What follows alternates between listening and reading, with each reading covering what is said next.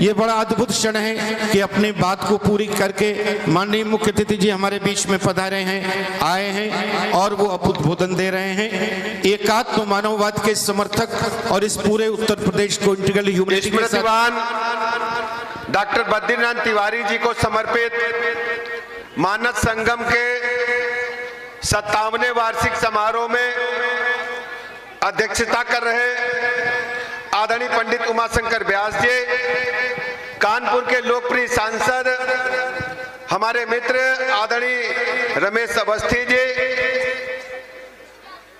कानपुर के बहुत ही वरिष्ठ नेता सदस्य विधान परिषद आदरणीय सलील बिश्नोई जी,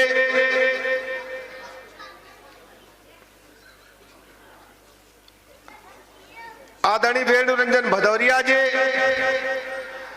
आदरणीय कविगण साहित्यकार विद्वज्जन, इस भव्य समारोह के संयोजक आदरणीय विजय नारायण तिवारी जी, संचालन कर रहे डॉक्टर प्रदीप दीक्षित जी, उपस्थित सभी हमारे देश के विभिन्न हिस्सों से आए सम्मानित हमारे अतिथिगण, अयोध्या धाम से पधारे हमारे गुरुजन, पूज्य, सभी का मैं हृदय की गहराइयों से बहुत बहुत अभिनंदन करता हूं। और आप सबका जो हमारे समक्ष हमारे भाई बहन बैठे हैं, सभी को मैं बहुत बहुत अभिनंदन करता हूं, बधाइयां देता हूं।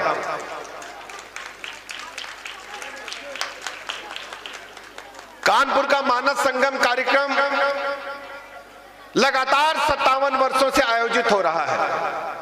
सनातन संस्कृति को जिस ढंग से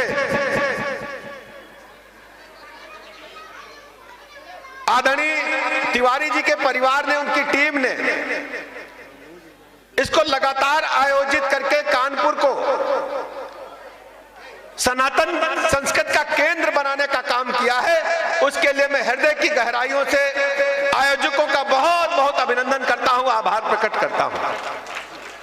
एक बार तो मुझे लग रहा था कि अभी 10 मिनट में पहुंच जाऊंगा।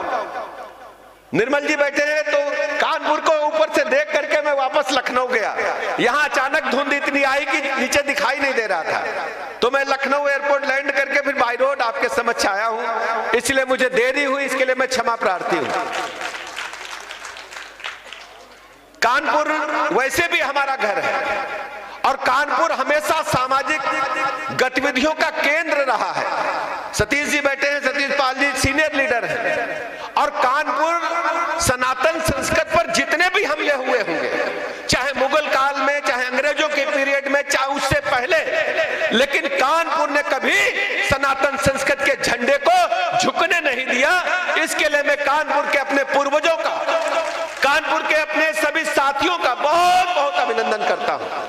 आप याद करके, चाहे सनातन संस्कृति पर हमले की बात हो, चाहे अंग्रेजों की गुलामी के दौर की बात हो, कानपुर के लोगों ने आगे बढ़कर के मुंहतोड़ जवाब देने का काम किया है, चाहे मुगलिया संस्कृति को, चाहे अंग्रेजों को। और आजादी की लड़ाई तो यही लड़ी गई, यही गढ़ था कानपुर। और आज मुझे कहने में फक्र है कि कानपुर सनातन संस्कृति का केंद्र बन करके उभरा है।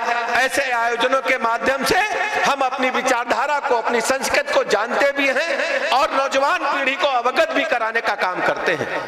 हम सब जानते हैं प्रभु राम ने जिस ढंग से मर्यादा पुरुषोत्तम राम बनकर के दुनिया को एक संदेश देने का काम किया, और मानस संस्कृति हमें यही सिखाती है कि हम सब